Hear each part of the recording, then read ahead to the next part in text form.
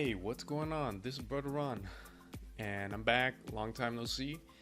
I've got a special video for you, and it's one about Attack on Titan, an anime that's been running for years now. I've been watching it for years, and the we're in the middle of the last season of the TV series, and the manga, the original comic book source information, just finished last week, and I'm doing my best not to look up those spoilers because I want to just wait.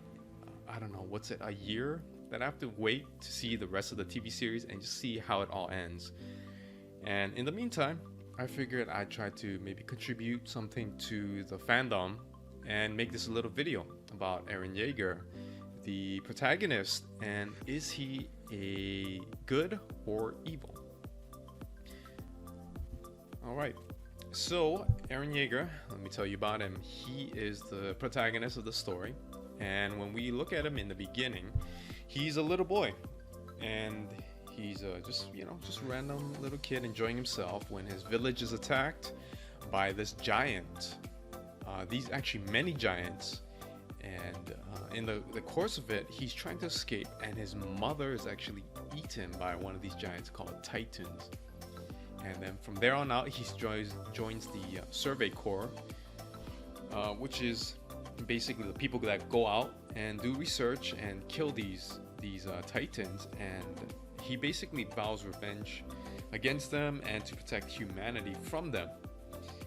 And what's interesting is these are essentially seemingly mindless, speechless, just human gobbling beings. So it's very easy to see him as a good person and these Titans as evil because of what they do.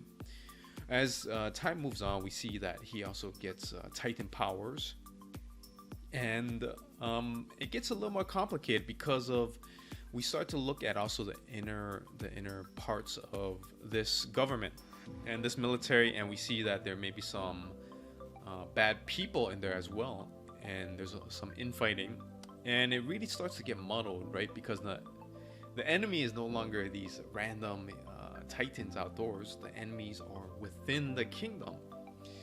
And then as our understanding of the world develops, then we understand that there are other nations up there, and they could be enemies too. And then by the last season, we see on the right here, we see Hobo Eren, as he's affectionately called, and he generally has the same idea of vowing revenge and protecting his people, but because of his knowledge and because of his maturation and because of the alliances he forms, and because he's older now, he also understands that there are many human enemies, and we start to see him as a person, his perspective really change. And that's going to be a big topic on this conversation. So when we talk about good and evil, it seems simple, right? Right? Voldemort, for example. Well, first of all, he's ugly. He's hideous. He's deformed. And unfortunately, when we talk about fiction and stories, usually it's ugly people or darker shades of people that are bad people. And of course, good-looking people are heroes, typically. And generally, it's you do evil things, therefore you're an evil person. So you kill Harry Potter's parents, you blow up planets like Frieza does, you try to take over the world like Pinky and the Brain does. This is a throwback from my childhood. And you try to get ultimate power to cast darkness on the world, Middle Earth, for you and your alliance. And goes also, he's aligned with orcs. Soren is aligned with orcs, who are ugly and dark people. So once again, feeding this awful idea that ugly people are bad. But it seems pretty cookie cutter, right? When we talk about what's considered evil. Except these are all, shows and stories catered to children who don't have a deep understanding of the world or what's good and evil. And so it has to be broken down very simple for them. Good and evil.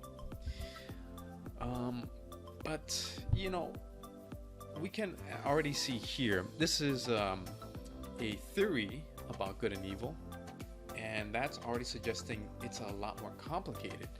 And this isn't even from a psychology book or a scientist. This is from Dungeons and Dragons, a board game. And this is their alignment concept, where there are two axes, right? You have good, neutral, and evil. And then you have, how do you abide by the rules? Are you lawful, neutral, or are you chaotic? And so here we have a nine-piece matrix. And to give you an example, a mercenary is someone that you would hire, actually, like Darn Jin from The Mandalorian. He's a good example, right? He's someone that's hired by the government, and it doesn't matter what the job is, right? Kill this person, kidnap this person, doesn't matter what the objective is. They do it for the money, and so they are very much a neutral force. Of course, that can change over time, as well as Eren can, but overall, that's the matrix we have here, and we're already seeing a much more complicated picture. And so, in order to better understand it, to really break it down, we have to look at the understanding of morality in general. And what is morality? It's principles concerning the function between, or distinction between right and wrong, good and bad behavior. All right. And if you don't know, this is a very unique idea to humans. I didn't research it too deeply. I'm not too sure, maybe some primates or other mammals or other creatures may have it. But from what I know, it's based on our human conscience. And the conscience is so simple, but our philosophy, our laws, our commandments, our religions, the golden rule, Confucianism, all of that is based on that one conscience, and it just manifests itself in this way. And the conscience is essentially an evolutionary piece for humans, at least I know of, that it says when we do something that harms others, it makes us feel bad. All right, it's very simple, but it's a driving force to make us treat each other better than, say, animals in the wild who don't have a conscience and don't care about bullying, mutilating, or eating, other animals. And so that's a unique evolution for us, and it spawns into morality, which simply we like to think of as good as evil, but it's a lot more complicated. So let me throw out these two scenarios, and I'll definitely get AOT back in here because okay, so scenario one, you take something that does not belong to you. All right, let's take a look at a video, and I have to play this video because you won't let me play this video embedded. Okay, so we have our bread bagging girl, Sasha, taking something that doesn't belong to her, and we know it as stealing. And generally, we can all agree that's wrong, right? And it's wrong, but could we say she's evil if she does something that we consider wrong? I don't have necessarily an answer for that. And this next scenario, it's gonna get even more complicated. Scenario two, your coworkers hear about your secret, and if the secret gets out, your boss and everyone else will hear about it, your mission, and maybe your lives, and the lives of your comrades will be lost. So what do you do? And of course, the scene I'm talking about is here. Marco overhears them because they are spies, essentially. They're spies from another nation, and they're here to sabotage or take something from this island. And so, of course, and you can see, remember when I talked about conscience? Annie here has a conscience, okay? she now presented with the idea of this conflict. Are you going to basically kill Marco's life, end his life, or are you gonna preserve the mission? And you can see her battling her conscience here, because either way, she's going to be hurting someone. Yeah, okay.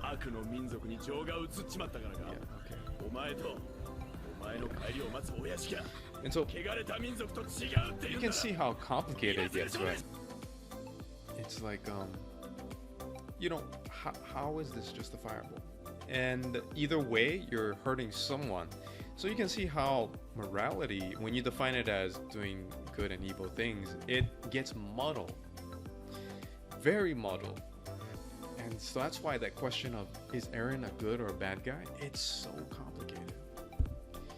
And so lastly, last point here is, well, is Eren a freedom fighter or is he a terrorist? Because ultimately, he's both. Let that sink in for a bit, because this is I guess a discussion point that's well, old as time, right?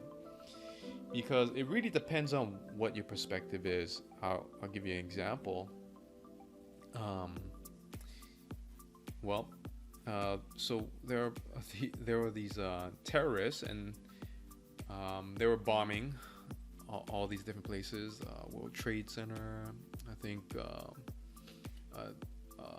the embassy, Twin Towers. And so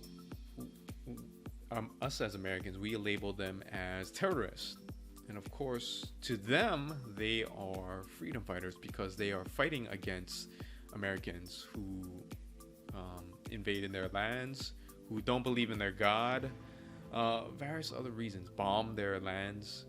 Because even if you're striking at these terrorist groups, you're also killing a lot of civilians in the meantime, innocent civilians, which makes for a great recruiting speech for the terrorists.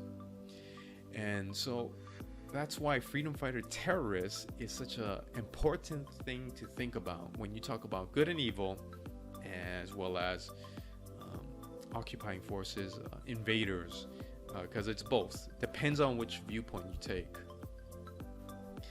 And I'll just quickly go over that. This little clip.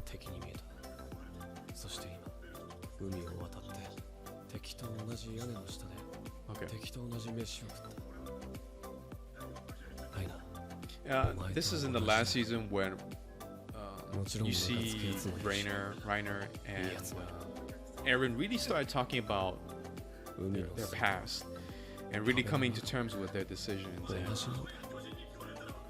you know, Reiner just apologized. He's finally seeing, you know, developing that conscience and seeing the problems that his actions, even though he was fighting for his nation, directly led to Eren's mom getting eaten, right?